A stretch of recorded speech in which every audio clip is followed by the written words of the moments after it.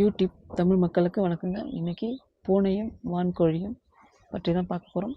கூடவே ஒரு அடிஷ்னலாக இந்த வாத்துக்குட்டிங்க, எங்கள் வான்கோழி வாங்க போன இடத்துல வாத்துக்குட்டிங்க இருந்துச்சு, அழகாக இருந்துச்சு. அது பங்களா வாத்தா அப்படின்னு சொன்னாங்க. சரி பரவாயில்லன்னு ஒரு 3 குட்டி வாங்கிட்டு வந்தேன்.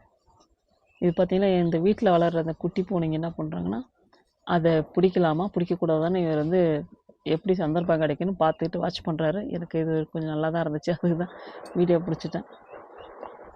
என்ன பண்ணாலும் உள்ளே அதுங்களும் பூனையை பார்க்குதுங்க, பூனையும் வந்து வான்கோழியை பார்க்குது.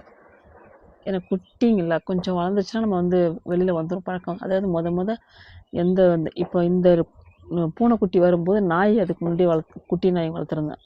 இந்த பூனைக்குட்டி வந்ததுக்கப்புறம் 2 பேர் பழக விடுறதுக்கு கொஞ்சம் ரொம்ப நாள் ஆச்சு. ஏன்னா அதுங்க ஏன்னா பண்ணும்போது நம்ம தடுத்து நிறுத்தணும்னா கொஞ்ச நாள் தடுத்து நிறுத்தணும். அப்படி பண்ணதுக்கப்புறம் தான் நாய் வந்து பூனை பிடிக்காத அளவுக்கு அந்த பழக்கம் வந்துருச்சு.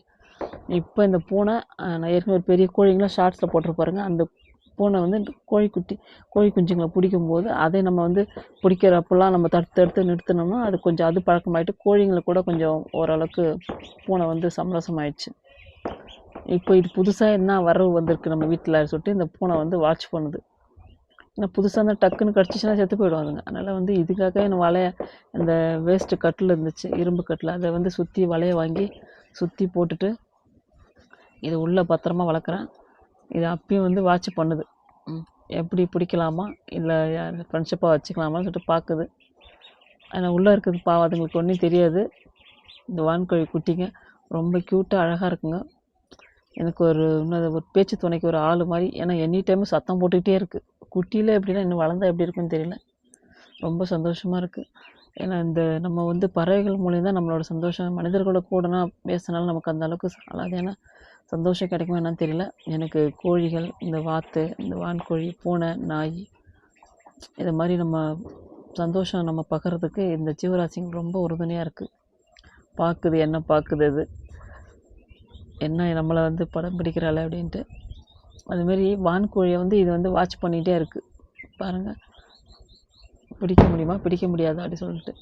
இதுக்கு சொன்ன இந்த வான்கோழிக்கு இன்னும் தீவனம் வந்து எனக்கு இன்னும் சரியாக போட தெரியல. எனக்கு கோழிக்கு வந்து நம்ம மக்காச்சோளமும் அந்த கடலை புண்ணாக்கும் சேர்த்து போடுவேன். அது போட்டு சரியாக சாப்பிடவே இல்லை. சரி யூடியூப்பில் போய் சர்ச் பண்ணி பார்த்தா தவிடு, மக்காச்சோளம், புண்ணாக்கு அது கலந்து வைக்கிறாங்க. அதுதான் தவிடு இன்னும் கிடைக்கல. நாளைக்கு தான் போய் பார்க்கணும். இவங்க வாங்கிட்டு வந்து ஒரு 3 நாள் தான் ஆகுது. இந்த குட்டி வரவு தவிடு கலந்து வச்சாதான் நமக்கு யூடியூப்புக்கு ரொம்ப உறுதுணையாக இருக்குது. நம்ம பக்கத்தில் டக்குன்னு எங்கள் தெருவில் யாரும் வான்கோழி வளர்க்கலை. நான் தான் ஃபஸ்ட் டைம் வளர்க்குறேன். ஏன்னா நமக்கு தேவையான ஒரு விஷயங்கள் வேணும்னா நம்ம யூடியூப்பில் நல்ல விஷயங்கள் இருக்குது, ஈஸியாக எடுத்துக்கலாம். இப்போ பூனை வந்து முடியலன்னு கிளம்புது. பிடிச்சதை லைக் பண்ணுங்கள். நன்றி, வணக்கம்.